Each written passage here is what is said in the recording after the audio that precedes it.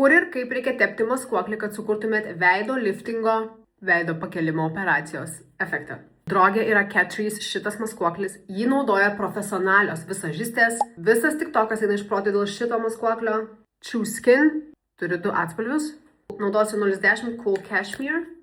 Maskuoklio mums iš tiesų reikia labai nedaug. Dedu tašką štai čia. Jokių būdų netepkit iškart po akimi. Kai išsklaidysit, labai nenatūraliai atrodys. Ir tada strėlytė štai čia, kad šitą vietą pakeltų. Ir tada dar prie nosies. Va, 3 taškai. Čia, čia ir čia. Jau net iškart matos toks efektas. Gali sklaidysi kempinėlę drėgna, aš pasimsiu šepetėlį, tapšnosiu ir fokusuosiuos toj vietoj, kur tepiau maskuoklį. Ir tada čiut eisiu į viršų. Viskas, kas liko ant šepetėlio, tas mažas likutis būtų padengtas kampučiui prie akies. Štai taip. Ir tada tapšnoju.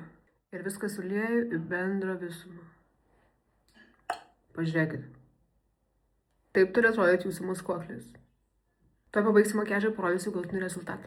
Dabar viskas, makiažas baigtas. Pasižiūrėkite į mano paakius. Man labai patiko šitas maskuoklis. Oda po akimis lygi, tolygiai viskas pasiskirstė. Ir tikrai matosi toks efektas. Tikiuosi, jūs įkvėpiau pabandyti kažką naujo. Kitą kartą, kai tepsitės maskuoklį, prisiminkit mane.